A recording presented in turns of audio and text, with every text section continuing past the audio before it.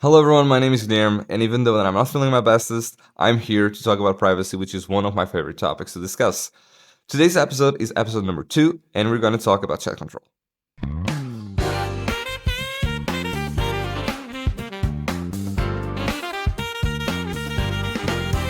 Hush and tip, no trace, no slip.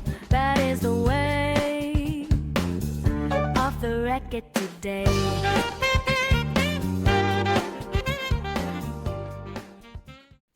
So first things first, what is chat control? So chat control was a bill that was proposed back in 2021 that aimed to protect children's safety online. They wanted to run AI scans on any means of communication before they were sent or publicly made available.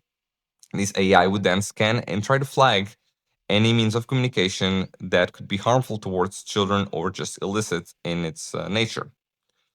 Now, you may ask, is this meant for everyone? Is this meant for people with prior criminal records, people in investigation? And no, this is made for everyone. People with no prior criminal record, people that are not under investigation or that have done any injustice in the world, people could be the most purest of people, they would still be affected by this. They would still get their messages scanned. Now, when I say means of communication, what do I mean? So, Gmail, Facebook/Meta, X, and even encrypted messaging platforms such as WhatsApp, Telegram, and Signal. So before those messages would be sent/encrypted, they would get a scan through this AI that would then flag it or not, and it would completely undermine encryption. And I want to say to Signals, I respect Signal a lot as a company, and they did say that if this goes on forward, we will cease operating with the European Union. Now, give me this because I'm going to read through this because I want to show you the chronological order of how this came to be.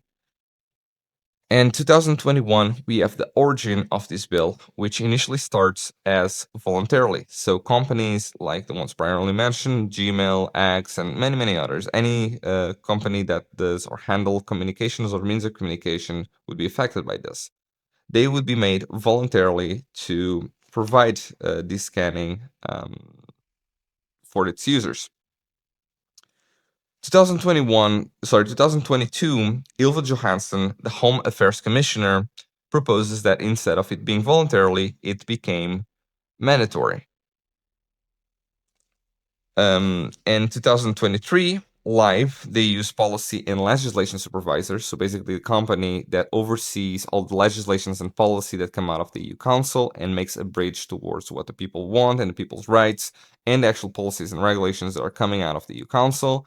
They actually voted to remove indiscriminated scanning and protect encryption after hearing many, many people's outcry. And that leaves us for today, 2024 and 2025, which Denmark, which priorly were very pro having this as a mandatory bill, has reverted for it to be voluntarily. And they said, without any voting, that this should be applied for sometime in December or January. So this is where we currently stand, where there's no mandatory scanning for means of communication. It's currently put as voluntarily, which in my opinion does give a lot of power for private companies for just holding all of this data and not using it for any malicious intent, like for profit to educate their own AIs. As well as it creates, of course, a honeypot of a lot of information that is very tempting towards hackers and such. And this has been adopted without the possibility of debate, which very clearly undermines democracy and clearly violates Article number 7 of the European Constitution, which states that the Constitution protects the right to respect for private and family life, home, and communications. And now you may ask, if this is affecting everyone, it's completely undermining our privacy as a human right. But is it truly for everyone? Because I know it's not. I know this has created an exemption, which is for people who are in the official forms of communication of the EU Council. So everyone that is passing this law and approving this law will not be affected by it, nor will their families, because they have what they call professional secrecy, and security reasons, which makes me question, don't we have the right for secrecy?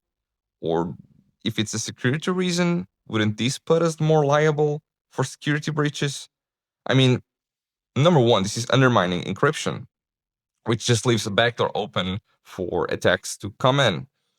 And at the same time, we're creating a centralized force of not only KYC, which indicates exactly who you are, but it also now has all of your source of communication, messages that you meant to send for your significant other, for your loved ones, or even communication between underage children. Those are also being scanned. That's just outrageous to me. This will create a huge honeypot for attackers you know, to invade. I mean, it's literally like centralized power and source of data. It can severely impact free speech. So now people have to be concerned who actually can have a hold of this information and the things that they are saying online. And it creates a global precedent, which can lead other political powers to see this as grid and push for something similar in their own countries, and just overall increasing more and more of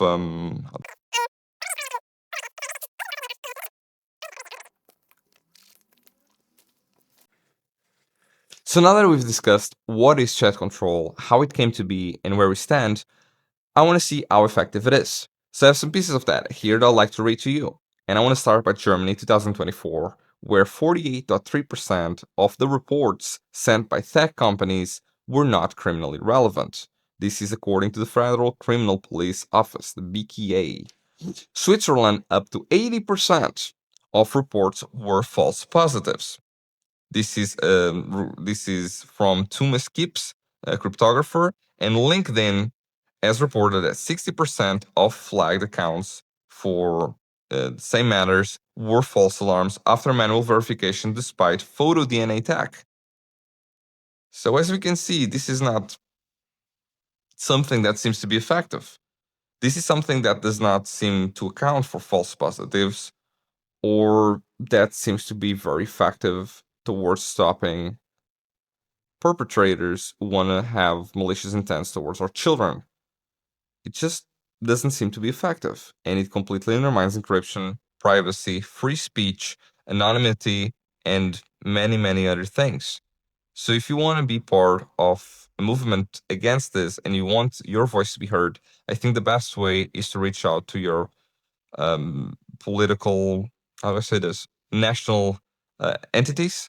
And you can do so by accessing a website called fightchatcontrol.eu. There you can find an extensive list checking if your country is pro or against or neutral towards this bill.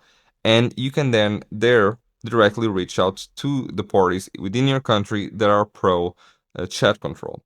So this has been the episode for today, and I really appreciate you coming. And I'm sorry for not being in my bestest, but I hope you have a wonderful day, and I hope to see you here next week, same time.